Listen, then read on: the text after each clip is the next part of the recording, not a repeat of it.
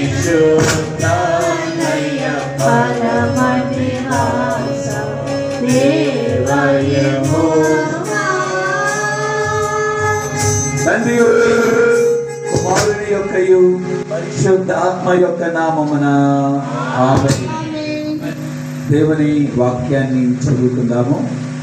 24వ దావీదు కీర్తన 7వ వచనం నుండి చివరి వరకు దేవుని వాక్యాన్ని మనందరం కూడా విందాం. 24వ కీర్తన 7వ వచనం నుండి చివరి వరకు. గుమ్మములారా మీ తాళ్ళు పైకెత్తుకోండి, మహిమగల రాజు ప్రవేశించినట్లు పురాతనమైన తలుపులారా లేవనెత్తుకోండి. మహిమగలి రాజు ఎవడు? బలశౌర్యమైన యెహోవా, యుద్ధశూరుడైన యెహోవా. గుమ్మములారా మీ తాళ్ళు పైకెత్తుకోండి, పురాతనమైన తలుపులారా మహిమగల రాజు ప్రవేశించినట్లు లేవనెత్తుకోండి.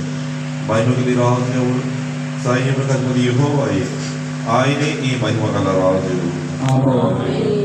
దయానిధువైన మా తండ్రి, మా రక్షక, నీకే వందనం చెల్లించుకున్నాం ప్రభువా.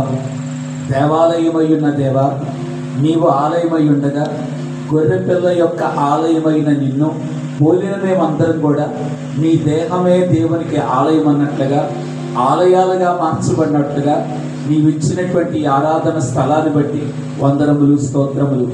దేవుని నివాసం మా మధ్యలో ఉన్నదని ఆత్మతో సత్యముతో ఆరాధించినట్లుగా ఈ ఆరాధన స్థలములోను ఆరాధన ప్రారంభిస్తుండగా మాతో కూడా మీరు నిలబడండి. కేవలం నీ కృప, దైవజనుని యొక్క కన్నీటి ప్రార్థన ఫలితము కనుక ఈ గొప్ప కార్యాన్ని ఫలింపచేసి ఆత్మీయంగా ఈ సంఘము బలపడుతూ అనేకులను బలపరిచి దేవా గొప్పగా నీ నామ ఘనత కొరకు వాడబడగల కృప దయచేయమని మాతో కూడా మీరుండండి. మీరే మా ముందున్న ఆయన, ఇశ్రాయేలు ముందు నడిపించిన దైవమా, మీరే నడిచి ఈ కార్యాలు సఫలపరచమని కార్య సాఫల్యతనిచ్చే యేసు నామమున వేడుకుంటున్నాము తండ్రి.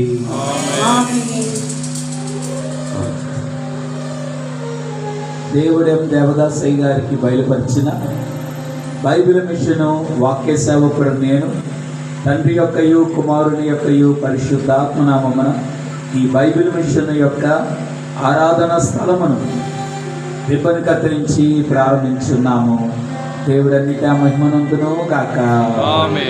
జయము కీర్తన జయ శబ్దముతో రయముగా పాడండి, జయము జయమాయనులేండి,